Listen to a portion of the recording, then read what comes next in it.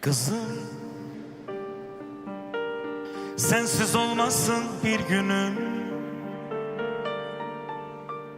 azablarla dolar önüm. Sen benim ətirli gülüm. Kızım, yeryüzünde güzeller çok, sana benzer bir güzel yok, bir melek yok. Kızım, kurban olaram sesine, kulak asın nefesine. Sil gözünü, ay yüzünü, gül yüzünü. Ne kadar büyüsen de benim gözümde her zaman uşak kimi kalacaksan. Beni başa düşeceksen, ne bak ki sen özün var, sahibi olacaksan. Sen ne kadar büyüsen de benim gözümde her zaman uşak kimi kalacaksan. Beni başa düşeceksen, ne bak ki sen özün var, sahibi olacaksan.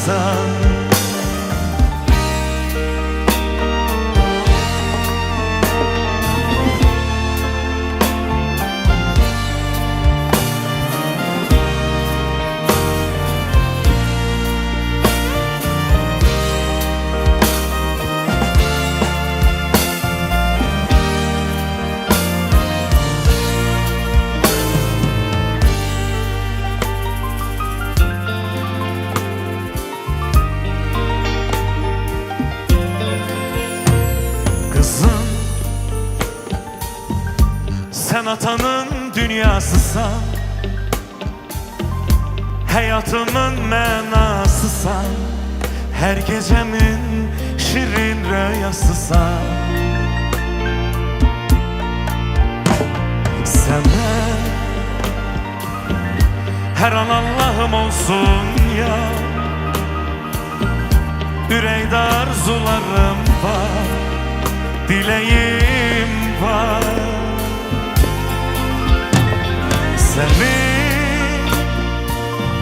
aylar iller düşecek, bugün yadına düşecek, hatireler görüşecek.